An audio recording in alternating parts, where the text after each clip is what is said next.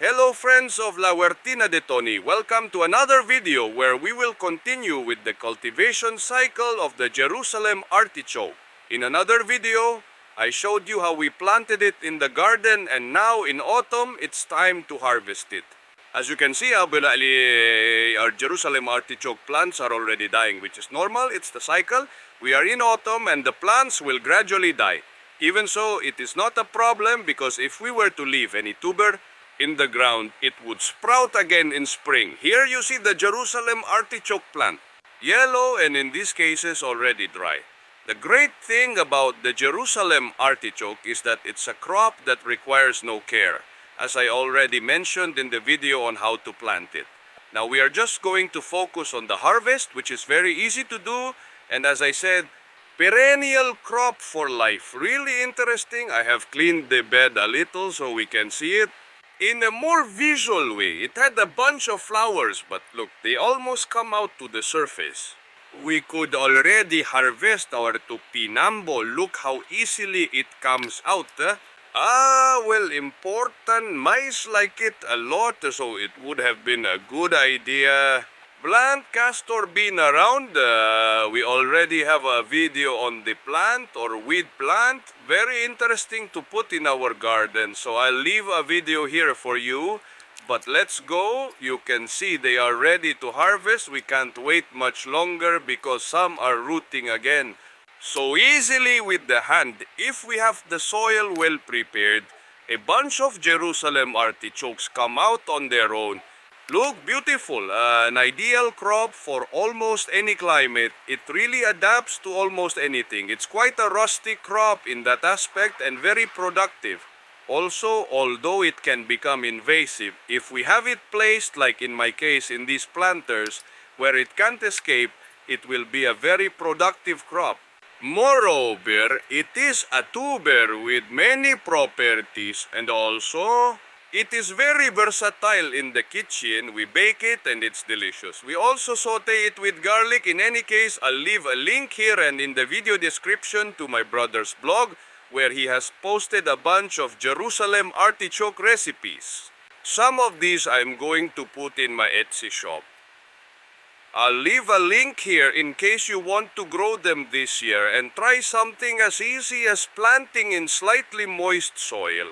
And we harvest most of them, and then depending on the condition of our land, we just have to dig with our hands or with a hoe.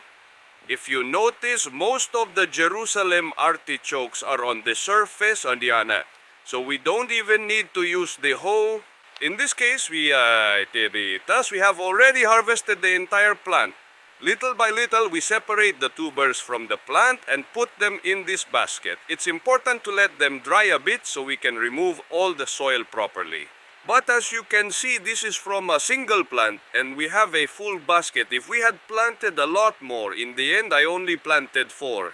Well, we would have had a great harvest. As you can see, really quite good. Although we have some eaten ones, it's no big deal really. There are quite few compared to the ones that are fine. However, Liada Shatter, I tell you, we can plant castor oil plant to avoid rodents and moles in our garden. As you see, a super productive crop. We had 4 or 5 plants at most. I can't remember. I think it was 4. And we have all this harvest. Surely there might be a bulb left buried somewhere. It's interesting. I have done it for the video. We don't need to harvest everything at once. We can harvest a plant we are going to consume and leave the rest in the soil, harvesting as we need.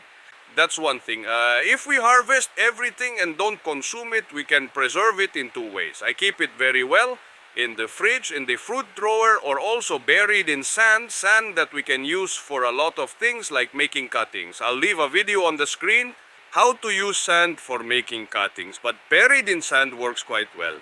They can also be buried in soil in a place where we have prepared the soil to store tubers. Now would also be a good time to choose tubers to plant for the next season.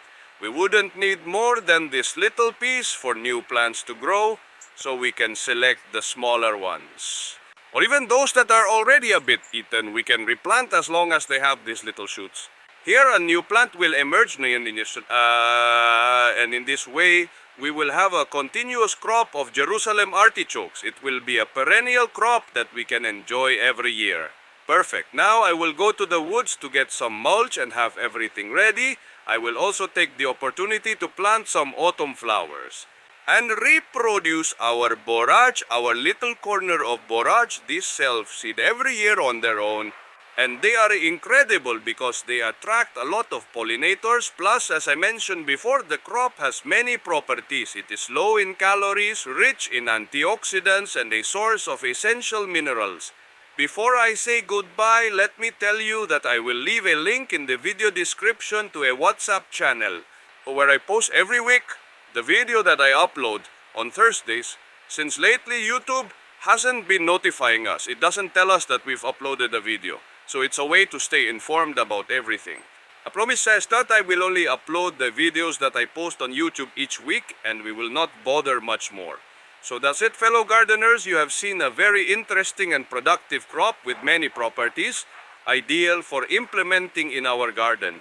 We can plant it, as I mentioned in the video on how to plant, how to sow, to place it in a corner of the garden where it won't bother us in the flower area. It is quite interesting, and we will have food continuously.